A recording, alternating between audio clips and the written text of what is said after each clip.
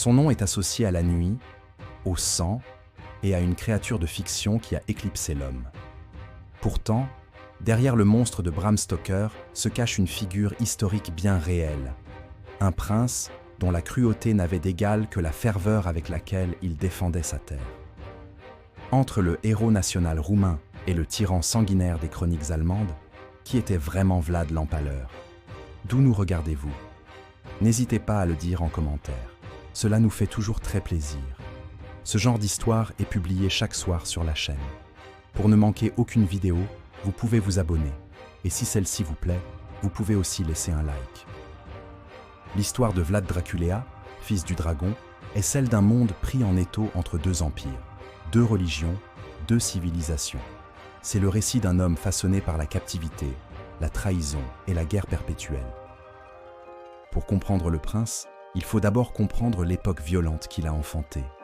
Une époque où la survie d'une nation reposait parfois sur la terreur inspirée par un seul homme.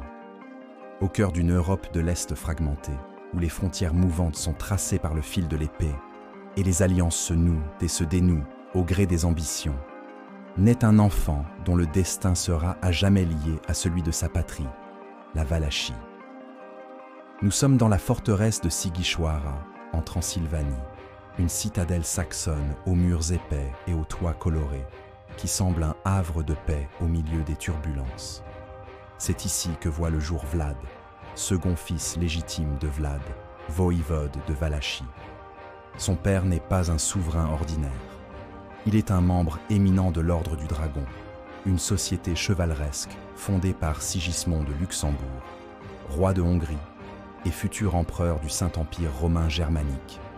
Cet ordre prestigieux, dont les membres arborent un dragon terrassé et une croix, a une mission sacrée: défendre la chrétienté contre la puissance grandissante de l'Empire ottoman. Le père de Vlad prend son serment si au sérieux qu'il en fait son patronyme, Dracule, le dragon. Son fils sera donc connu comme Draculéa, le fils du dragon. Cet héritage n'est pas seulement un titre, c'est un fardeau, une promesse et une déclaration de guerre. La Valachie, principauté orthodoxe coincée entre le royaume catholique de Hongrie au nord et le sultanat musulman au sud, est un État tampon, un champ de bataille perpétuel. Sa survie dépend d'une diplomatie complexe et périlleuse. Vlad Dracul, le père, est un maître de ce jeu dangereux. Il louvoie, paie tribut au sultan quand il le faut, s'allie au roi de Hongrie quand il le peut, tout en essayant de préserver l'indépendance précaire de son territoire. Le jeune Vlad grandit dans cette atmosphère de duplicité et de menaces constantes. Il apprend très tôt que le pouvoir n'est pas un droit, divin, immuable, mais une chose fragile qui doit être conquise et défendue chaque jour. Il observe les boyards, ces puissants nobles valaques, dont la loyauté est aussi changeante que le cours du Danube. Ils conspirent, trahissent et n'hésitent pas à renverser un prince pour en placer un autre, plus docile, sur le trône. L'assassinat politique est une réalité banale de la cour.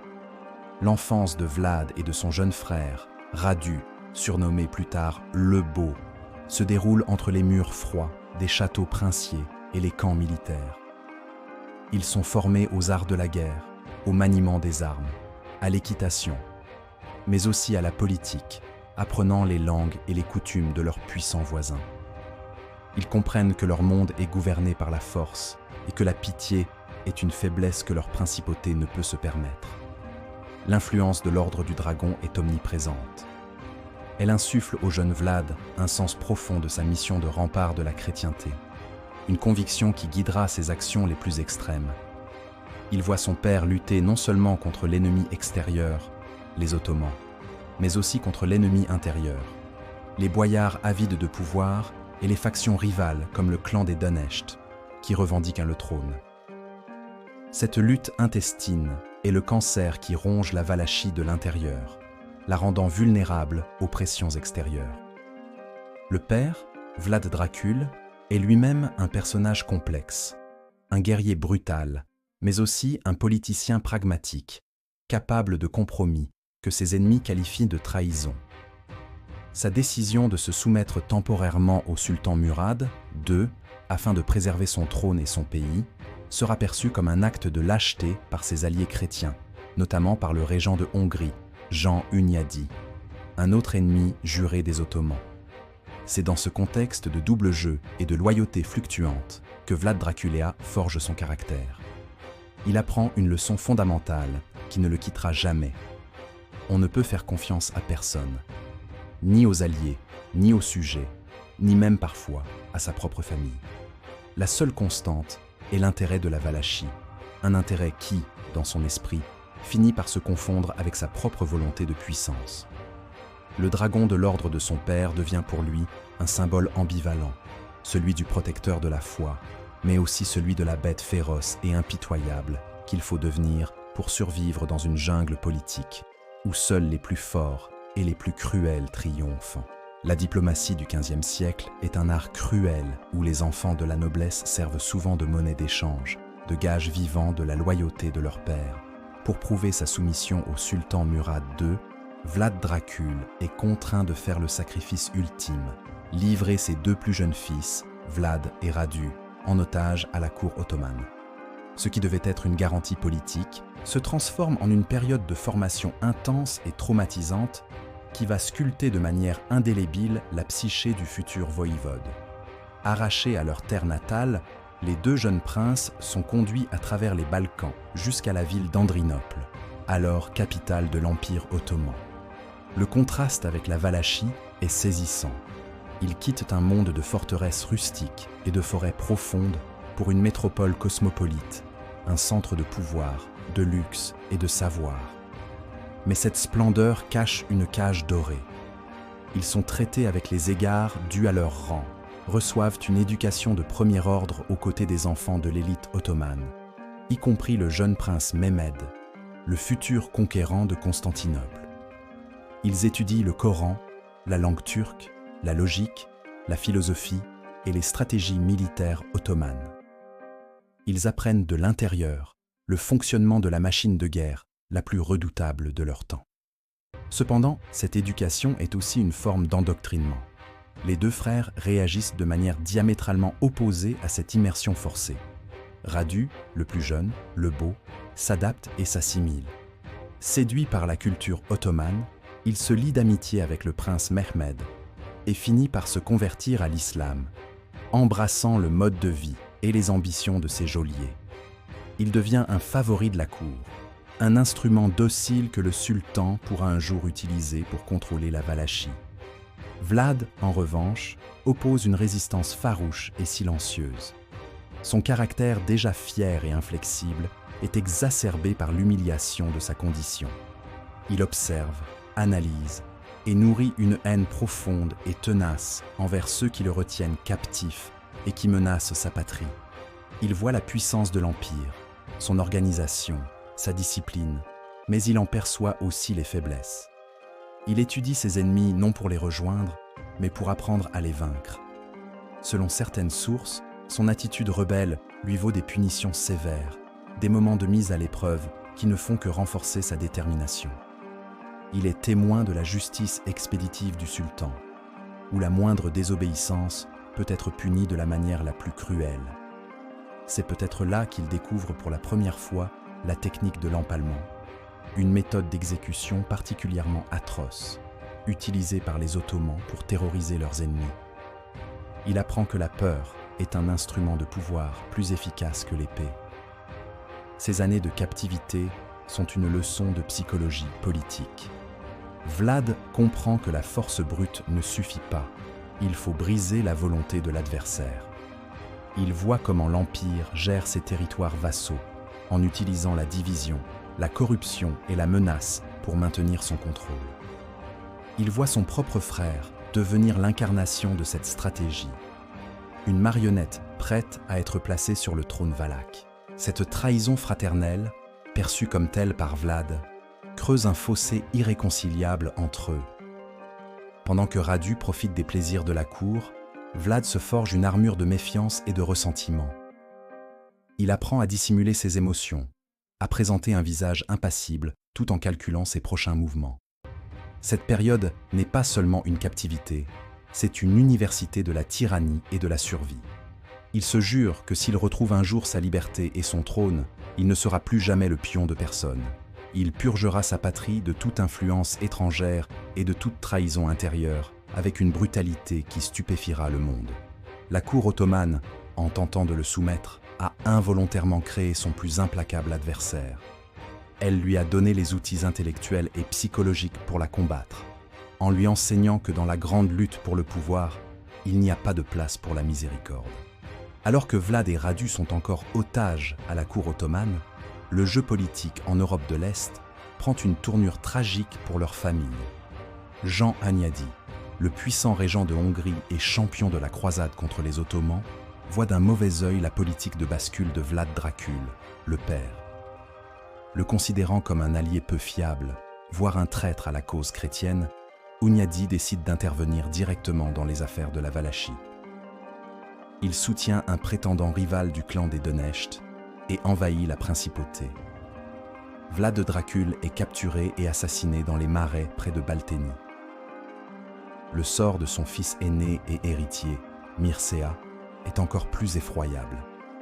Capturé par les boyards de la ville de Targovishte, qui se retournent contre leur prince, il est aveuglé avec un tisonnier brûlant avant d'être enterré vivant. La nouvelle de ce double meurtre parvient à Vlad à la cour ottomane. La perte de son père et de son frère, orchestrée par un rival soutenu par des nobles valaques et un allié chrétien, grave dans son esprit une trinité de haine qui définira son règne. Les Donetsk, les boyards traîtres et les puissances étrangères qui se mêlent des affaires de son pays. Paradoxalement, ce sont ses geôliers, les Ottomans, qui lui offrent sa première chance de vengeance. Voyant une opportunité de placer sur le trône de Valachie un prince qui leur doit tout, ils libèrent Vlad et lui fournissent un contingent de troupes pour qu'il reprenne la terre de ses ancêtres. À la tête de cette armée turque, Vlad marche sur la Valachie. Le prince installé par Hunyadi est renversé et Vlad monte pour la première fois sur le trône. Cependant, ce premier règne est éphémère, ne durant que quelques mois. Il est un souverain sans soutien local, perçu comme une marionnette des Ottomans. Dès que Jean Hunyadi, occupé par d'autres fronts, peut à nouveau tourner son attention vers la Valachie, il envahit de nouveau le pays. Vlad, abandonné par ses maigres alliés et incapable de rassembler les boyards autour de sa cause, est contraint de fuir. Commence alors une longue période d'exil, près de 8 années d'errance et d'humiliation. Il trouve d'abord refuge en Moldavie, à la cour de son oncle Bogdan II. Il y passe plusieurs années, se liant d'amitié avec son cousin, le futur Étienne le Grand, une figure qui jouera un rôle crucial et ambivalent dans sa vie. Mais la Moldavie est elle-même instable. Lorsque son oncle est assassiné, Vlad doit à nouveau fuir. Son chemin le mène ironiquement en Hongrie et en Transylvanie, sur les terres de son ennemi juré, Jean Hunyadi. C'est un moment de realpolitik absolue.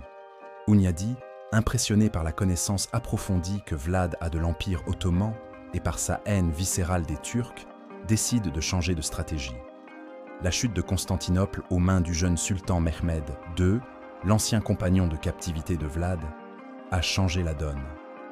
L'Europe chrétienne est en état de choc et Hunyadi a besoin de tous les guerriers compétents pour défendre la frontière. Il voit en Vlad non plus un ennemi, mais un outil potentiel, un chien de guerre féroce à lâcher contre le sultan. Vlad, de son côté, ravale sa fierté et son désir de vengeance. Il a besoin d'un protecteur puissant pour espérer reconquérir son trône. Il se met au service de Hunyadi, devenant son conseiller sur les affaires ottomanes. Il attend son heure, observant les jeux de pouvoir, apprenant la patience, mais sans jamais oublier le sort de son père et de son frère. Cet exil est une période de maturation forcée. Le jeune prince impétueux se transforme en un politicien calculateur. Il comprend que la force militaire seule ne suffit pas. Il doit bâtir un réseau d'alliances, aussi fragile soit-elle. Et surtout, il doit trouver un moyen de briser le pouvoir des boyards qui font et défont les princes de Valachie. Il médite sa vengeance, une vengeance qui ne sera pas seulement punitive, mais systémique. Il ne veut pas seulement punir les coupables, il veut détruire la structure de pouvoir qui a permis leur trahison. Les années passées comme un prince sans terre, dépendant de la bonne volonté de ses anciens ennemis, l'ont endurci au-delà de toute mesure. La prochaine fois qu'il montera sur le trône, il s'assurera que personne ne pourra plus jamais le lui reprendre. L'opportunité, tant attendue, se présente enfin. Après la mort de Jean Hunyadi et les luttes de succession qui s'ensuivent en Hongrie, un vide de pouvoir se crée dans la région.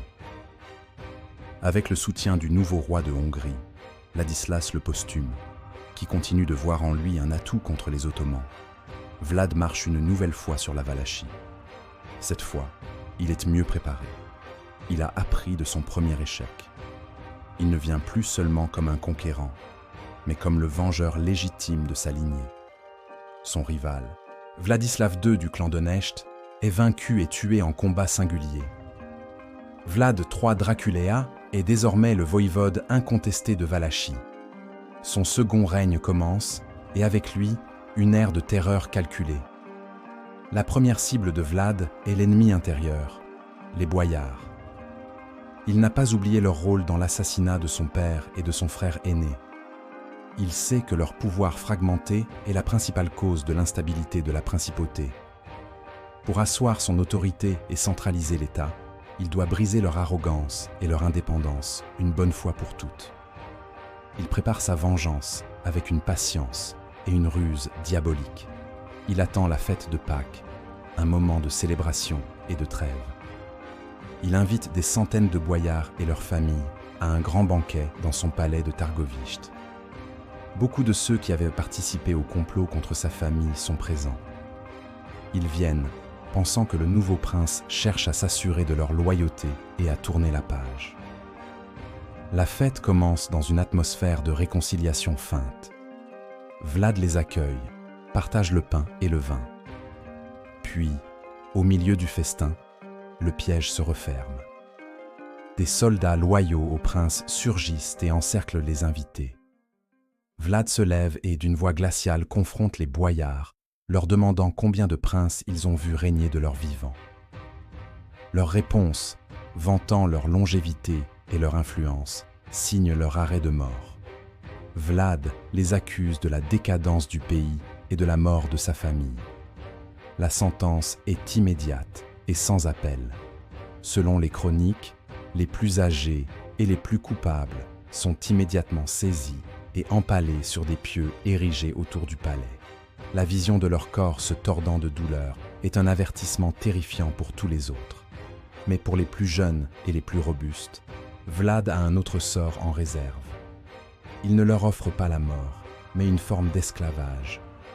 Enchaînés, ils sont conduits en une longue marche forcée de plusieurs dizaines de kilomètres à travers les montagnes, jusqu'aux ruines d'une ancienne forteresse surplombant la rivière Argesh.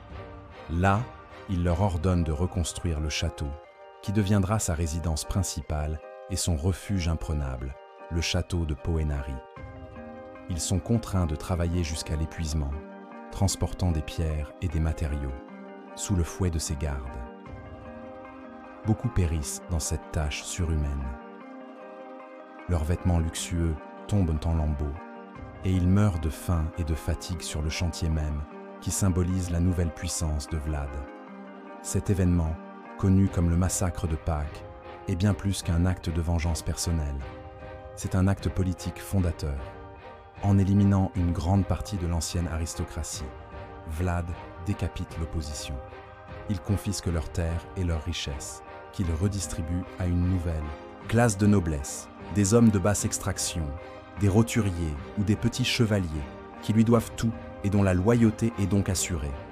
Il centralise le pouvoir comme aucun prince valaque avant lui. Désormais, la volonté du voïvode est la loi absolue. La reconstruction du château de Poenari est également symbolique.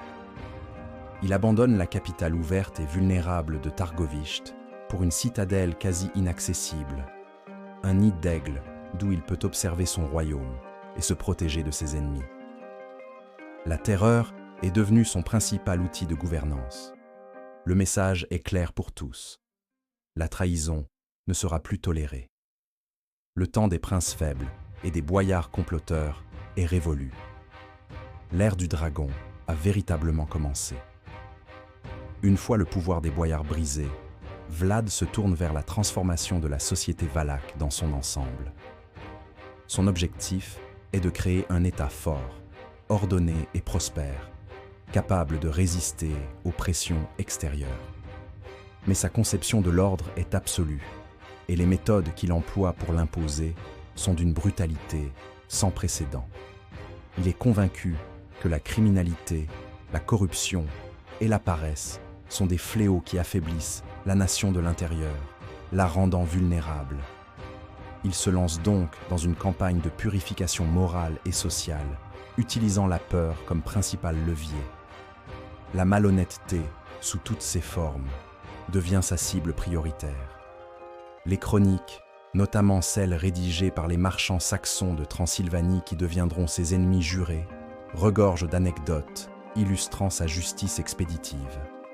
L'une des plus célèbres est celle de la Coupe d'Or. Pour tester l'honnêteté de son peuple, Vlad aurait placé une magnifique coupe en or massif près d'une fontaine sur la place publique de Targovište. Il décrète que quiconque a soif peut l'utiliser, mais qu'elle doit rester à sa place. Malgré la grande pauvreté d'une partie de la population, la coupe reste intacte durant tout son règne. Personne n'ose la voler, tant la peur du châtiment est grande. Cette histoire, qu'elle soit vraie ou apocryphe, illustre parfaitement la réputation qu'il s'est forgée, celle d'un souverain dont l'autorité est si absolue qu'elle prévaut même sur la tentation. Les marchands étrangers sont également soumis à cette loi de fer. Lorsqu'un négociant florentin se plaint à Vlad qu'on lui a volé une bourse pleine d'or, le prince lui assure qu'il la retrouvera. Il ordonne que la bourse soit restituée, mais y ajoute secrètement une pièce d'or supplémentaire.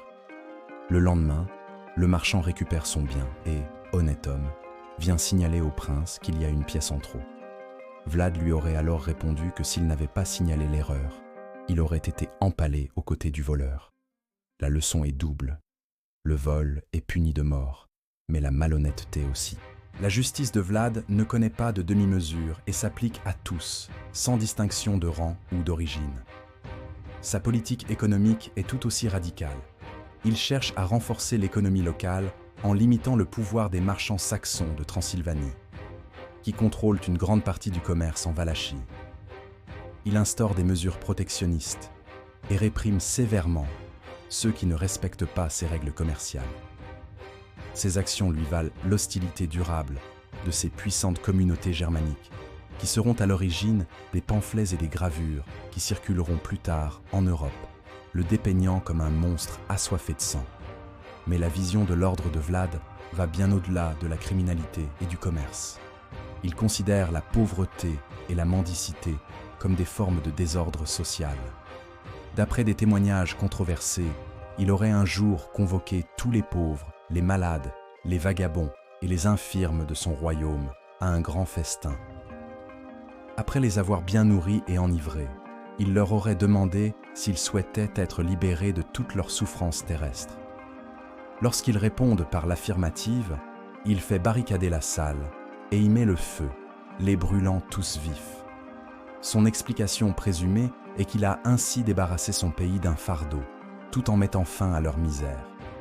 Cet acte, d'une cruauté insoutenable, révèle une logique utilitariste glaçante, où la vie humaine est subordonnée à l'efficacité et à la propreté de l'État. L'empalement devient sa signature, une forme de punition et de spectacle public conçue pour terroriser et dissuader.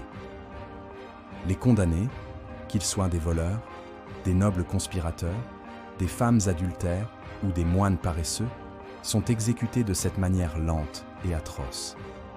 Les pieux, souvent disposés en motifs géométriques, sont érigés le long des routes ou sur les collines dominant les villes, comme un rappel constant et macabre du pouvoir du prince. Grâce à cette politique de terreur systématique, Vlad réussit à imposer un calme et une sécurité sans précédent en Valachie. Les chroniques rapportent que l'on pouvait laisser des objets de valeur sans surveillance, sans craindre le vol. Mais cet ordre a un prix, la suppression de toute liberté individuelle et une atmosphère de peur omniprésente. Vlad a transformé sa principauté en une machine bien huilée, mais dont les rouages sont graissés avec le sang de son propre peuple. Ayant consolidé son pouvoir à l'intérieur de ses frontières par une discipline de fer, Vlad Draculaea tourne son regard vers la menace extérieure qui pèse sur la Valachie depuis des décennies, l'Empire ottoman. Le sultan Mehmed II, son ancien compagnon de captivité, est désormais l'un des souverains les plus puissants du monde. Depuis la prise de Constantinople, son ambition semble sans limite. La Valachie, comme de nombreux États des Balkans, est tenue de payer un tribut annuel, le jizya, en signe de vassalité. Ce tribut consiste non seulement en une somme d'argent considérable, mais aussi en un contingent de jeunes garçons destinés à devenir des janissaires, le corps d'élite de l'armée ottomane. Pour Vlad, payer ce tribut est une humiliation insupportable, une violation de la souveraineté de sa patrie et de sa foi chrétienne. Pendant les premières années de son règne, il s'acquitte à contre-cœur de ses obligations, le temps de renforcer son armée et son pouvoir. Mais au fond de lui, la rupture est inévitable. Le point de non-retour est atteint lorsque Mehmed II envoie ses émissaires à Targovishte pour réclamer le tribut en retard, ainsi que 500 jeunes garçons. Selon une légende tenace, les envoyés ottomans se présentent devant Vlad et refusent d'ôter leur turban, arguant que c'est leur coutume religieuse. Vlad, y voyant un manque de respect, leur aurait répondu qu'il souhaitait renforcer leurs coutumes. Il ordonne alors à ses gardes de clouer les turbans sur leur crâne avec de petits clous avant de les renvoyer, ainsi mutilés, au sultan. Cet acte d'une brutalité symbolique et provocatrice est une déclaration de guerre sans équivoque. Vlad sait qu'une terrible riposte s'abattra sur lui, mais il a choisi son camp. Il renoue avec le roi de Hongrie, Matyas Korvin, fils de Jean Hunyadi, et lui écrit une lettre dans laquelle il annonce fièrement avoir rompu avec l'infidèle et se prépare à la guerre sainte. Il ne se contente pas d'attendre l'invasion ottomane. Il prend l'initiative. Durant l'hiver, à la tête de sa petite armée, il traverse le Danube gelé et mène une campagne éclair dévastatrice sur le territoire ottoman, en Bulgarie actuelle. Il fond sur les villes et les forteresses turques, massacrant les garnisons et les populations musulmanes. C'est une guerre totale, une guerre de terreur où il utilise les mêmes méthodes qu'il applique à son propre peuple. Dans une autre lettre à Matyas Korvin, il détaille avec une précision macabre le nombre de ses victimes, hommes, femmes et enfants, comptabilisant plus de 23 000 morts, sans compter ceux qui ont péri dans l'incendie de leur maison. Il envoie au roi de Hongrie 2 sacs remplis d'oreilles et de nez coupés, comme preuve de ses exploits. Cette campagne n'est pas seulement un acte de guerre, c'est aussi un message. Vlad montre au sultan qu'il n'est pas un simple vassal rebelle, mais un ennemi implacable qui portera le combat en plein cœur de son empire. Il utilise la terreur comme une arme stratégique, cherchant à démoraliser l'adversaire et à dissuader les populations locales de collaborer avec les Ottomans. Il se positionne comme le champion de la chrétienté, l'Atleta Christi, que le pape appellera plus tard, le dernier rempart contre l'avancée de l'islam en Europe.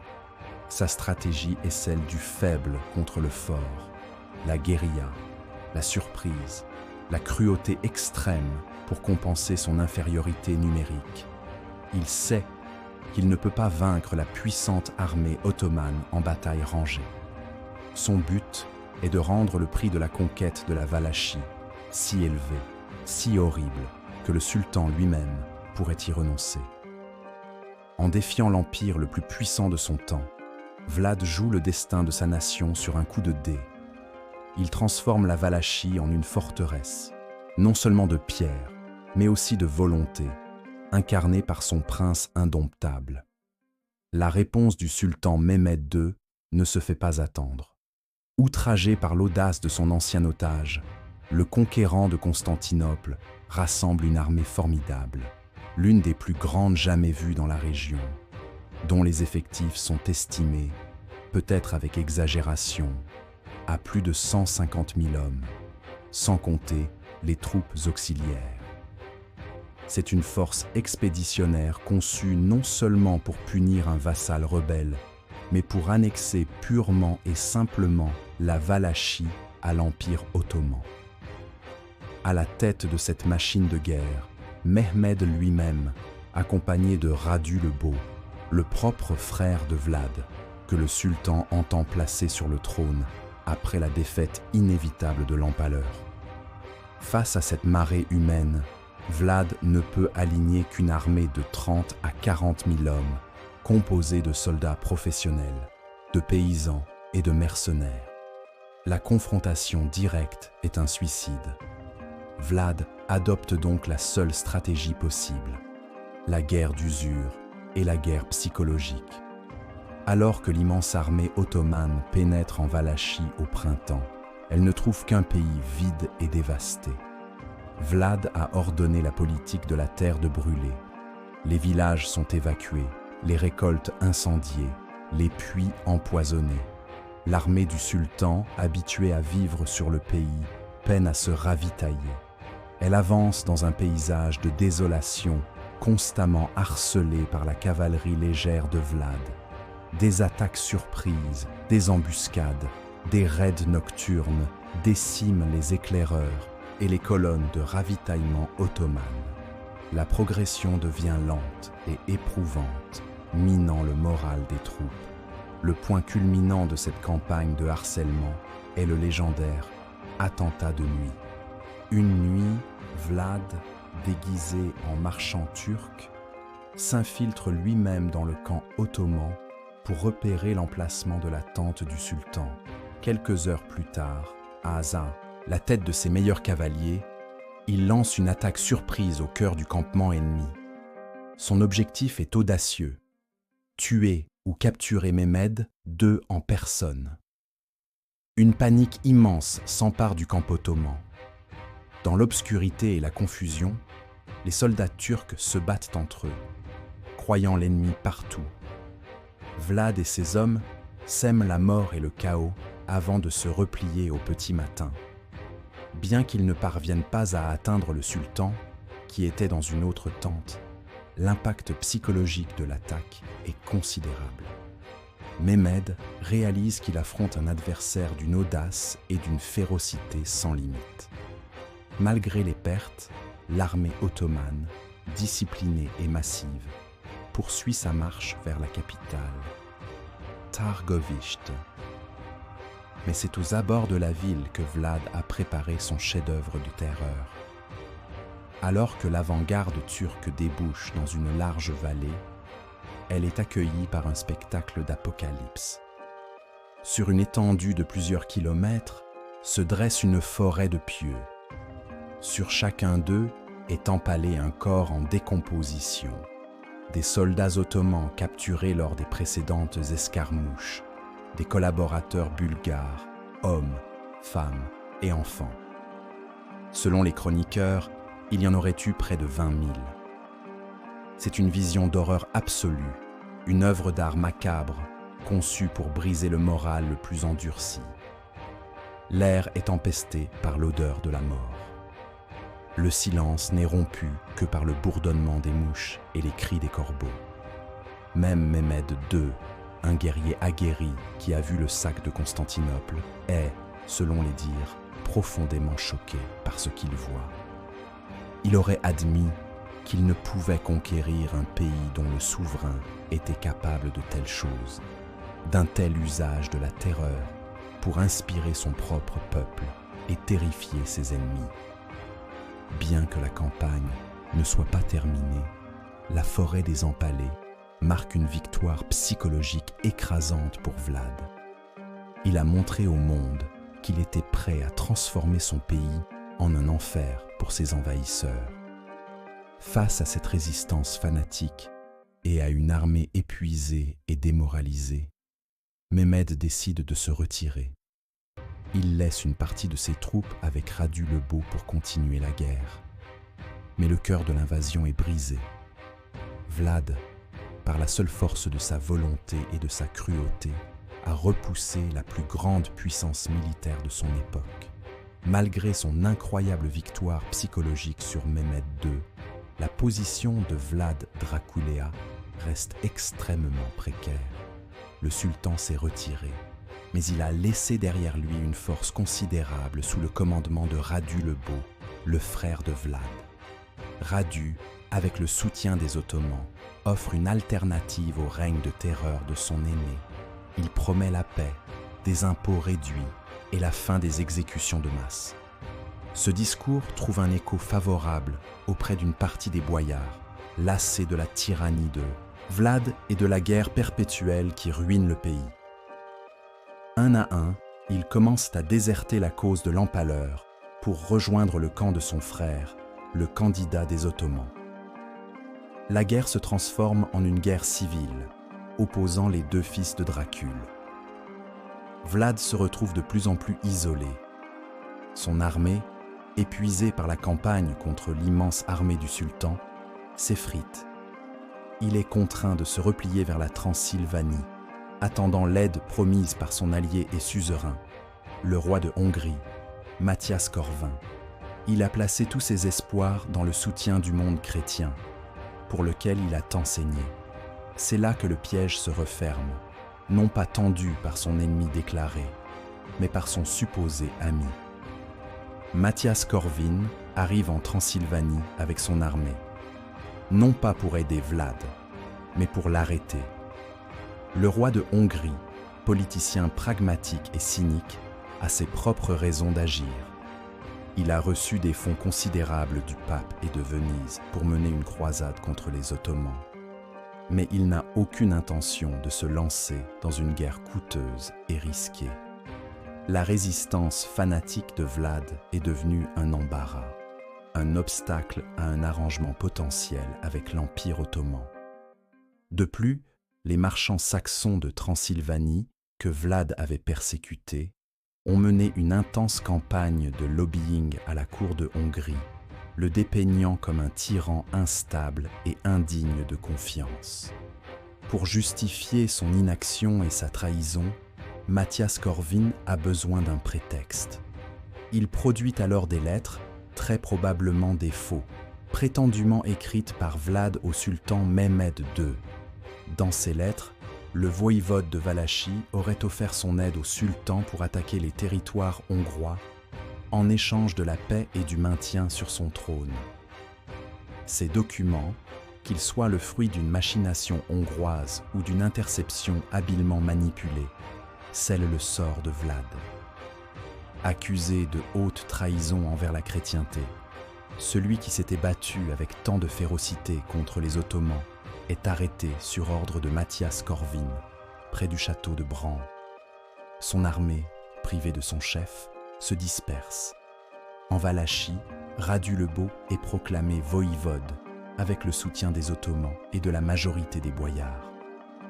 Vlad est emmené en Hongrie, non pas comme un allié, mais comme un prisonnier.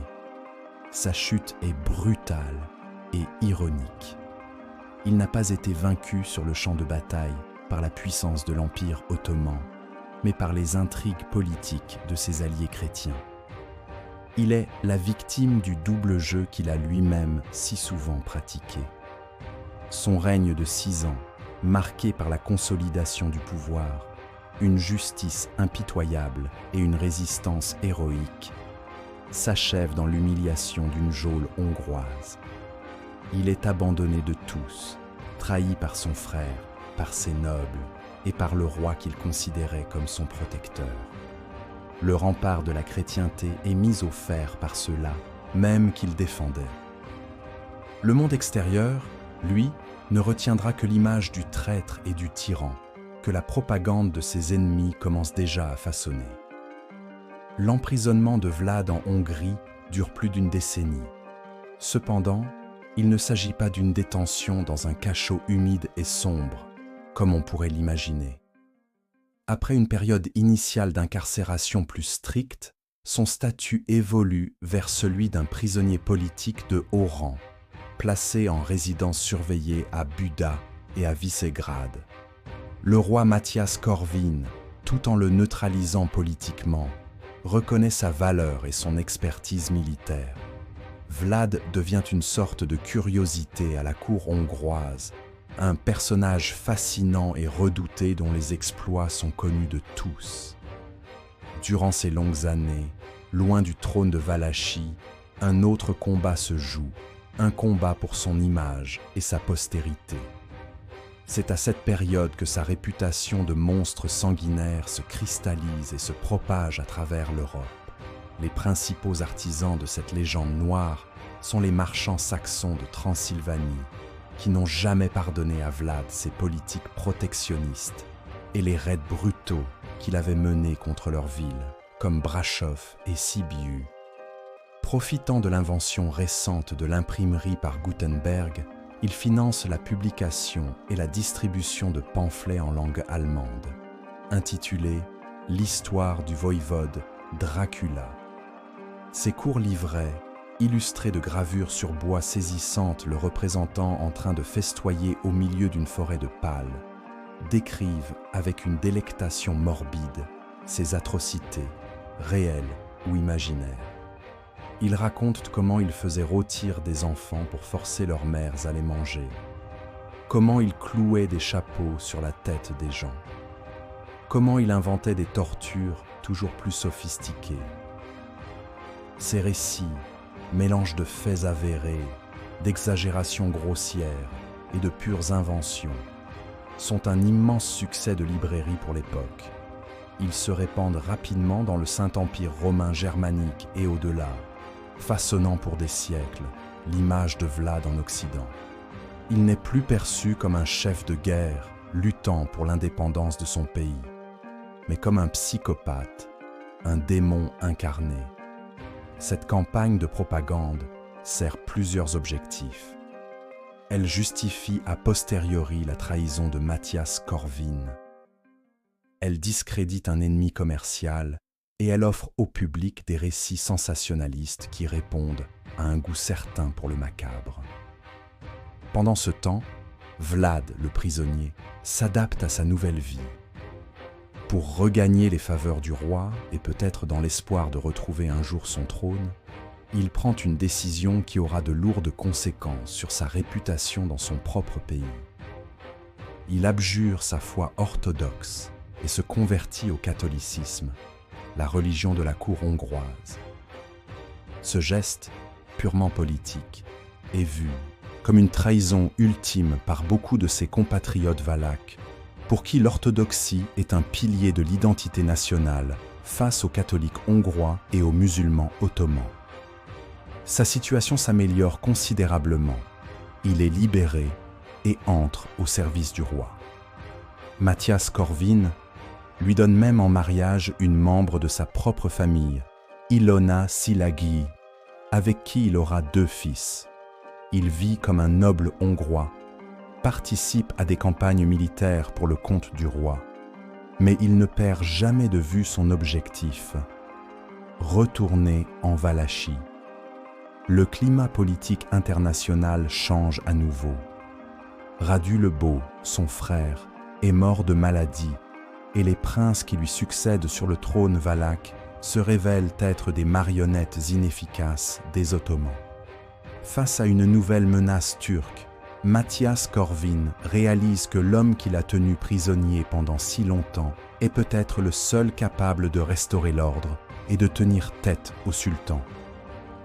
Le prisonnier redevient un atout. La propagande qui a créé le monstre est oubliée au profit du pragmatisme politique. Vlad est sur le point d'obtenir ce qu'il a attendu pendant 13 ans, une dernière chance de régner. À la fin de sa longue captivité, le monde a changé, mais Vlad Dracula, lui, est resté le même. Âgé, endurci par des années d'exil et d'humiliation, il est plus déterminé que jamais à reprendre ce qui lui est dû. Le roi Mathias Corvin, voyant la Valachie sombrer dans le chaos sous un prince pro-ottoman, Bassarab Layota, décide qu'il est temps de déchaîner à nouveau son chien de guerre. Il fournit à Vlad des troupes hongroises et un soutien logistique. Avec l'aide de son cousin, Étienne le Grand de Moldavie, qui cherche à sécuriser sa propre frontière, Vlad lance une nouvelle campagne pour la conquête du trône valaque. Pour la 3e fois de sa vie, il entre en Valachie à la tête d'une armée. La reconquête est rapide. Bassarab Layota est chassé et Vlad est proclamé voïvode. Il est de retour, mais la situation est bien différente de celle de son grand règne.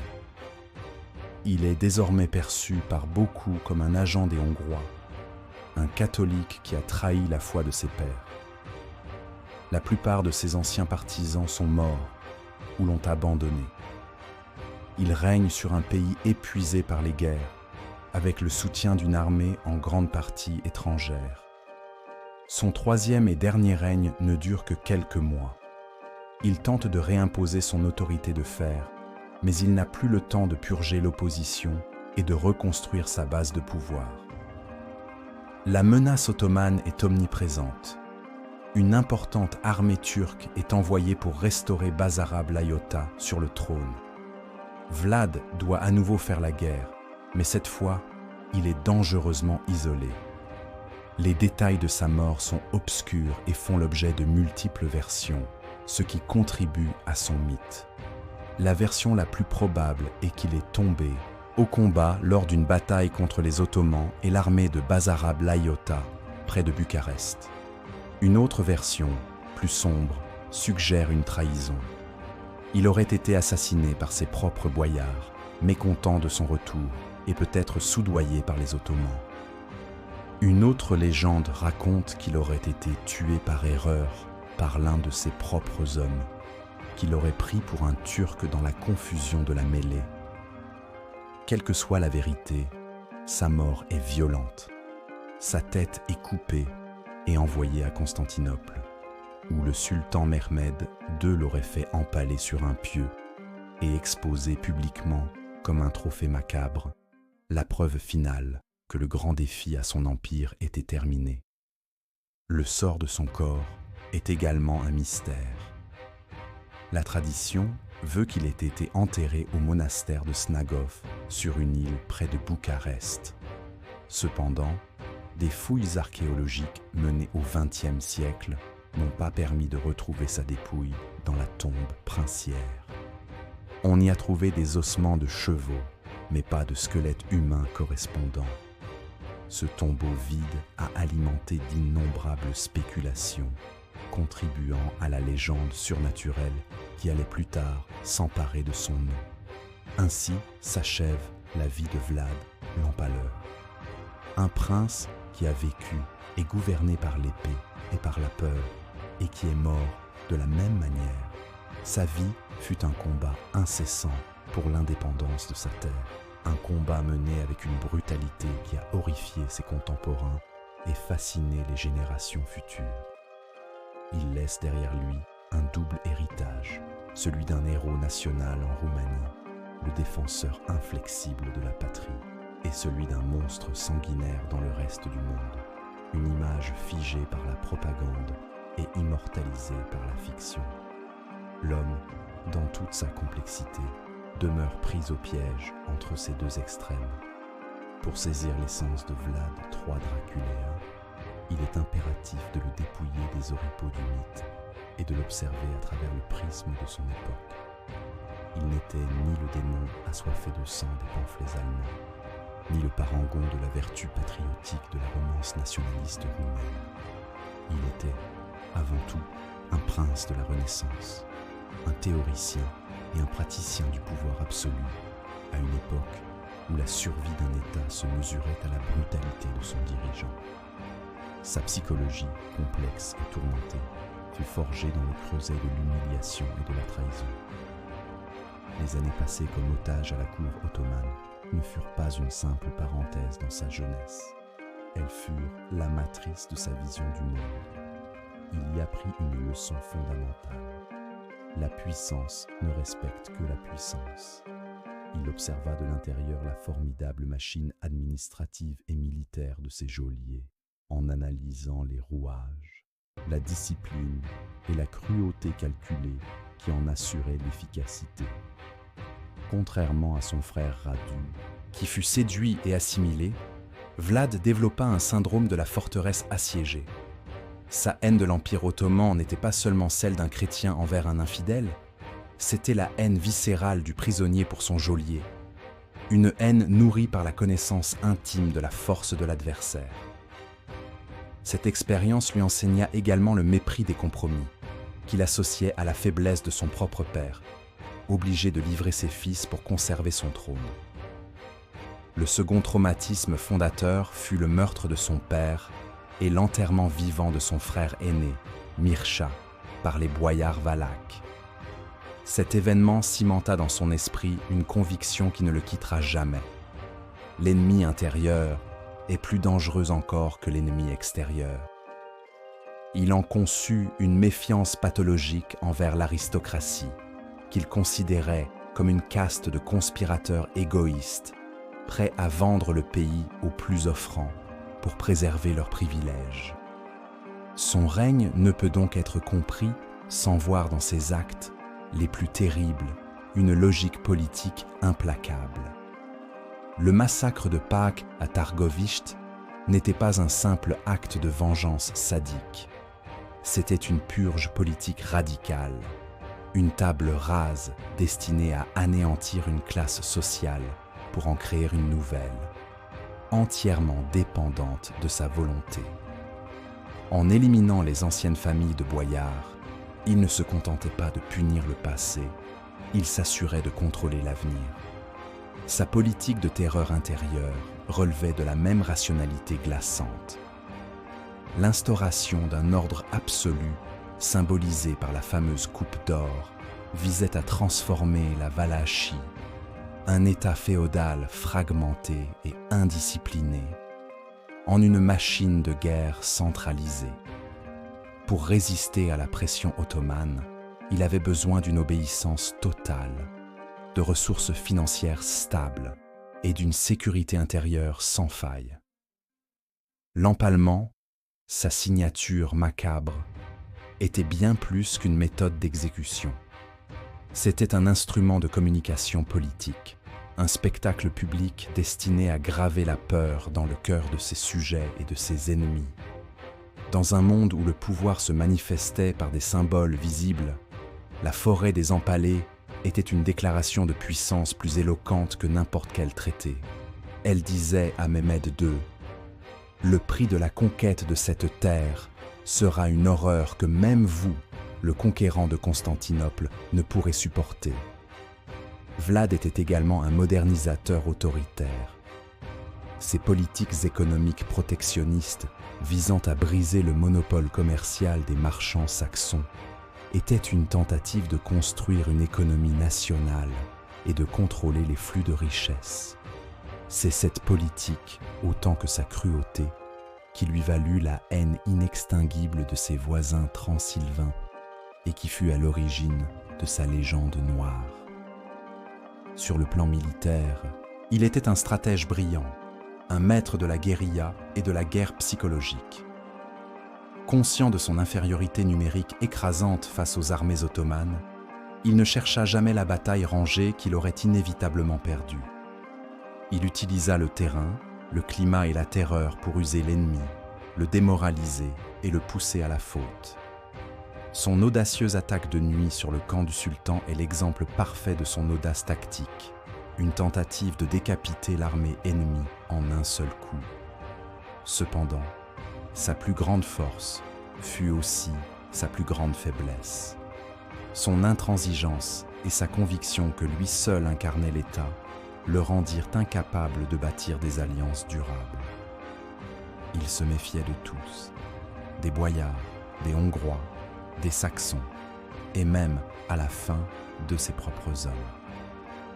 Il gouvernait par la peur, mais la peur n'engendre pas la loyauté, seulement la soumission. Dès que son pouvoir vacilla, ceux qui l'avaient soumis par la force l'abandonnèrent. Sa chute, orchestrée par son allié Mathias Corvin, est l'ironie tragique de sa vie. Lui, le maître du double jeu et de la méfiance, fut la victime d'un calcul politique encore plus cynique que les siens. En définitive, Vlad Dracula était un homme d'État absolutiste avant l'heure, un souverain qui appliqua les principes que Machiavel théorisera un demi-siècle plus tard. Pour le prince, il est plus sûr d'être craint que d'être aimé. Il était convaincu que la faim, l'indépendance et la survie de la Valachie justifiaient les moyens les plus extrêmes. Son règne fut une tentative désespérée et sanglante de forger une nation moderne et indépendante dans le feu et la terreur. Une expérience politique aussi brutale que fascinante, menée par un homme que les traumatismes de sa jeunesse avaient transformé en un instrument parfait de la raison d'État. La mort de Vlad Dracula sur un champ de bataille ne fut pas la fin de son histoire, mais le commencement de sa seconde vie. Une vie posthume qui s'est avérée plus durable et influente que son existence terrestre. Son héritage s'est scindé en 3 récits distincts et contradictoires. La légende noire du tyran, la légende dorée du héros national et le mythe fantastique du vampire. Chacune de ces constructions révèle moins la vérité sur l'homme qu'elle ne reflète les ambitions, les angoisses et l'imaginaire des époques qui se la sont appropriées.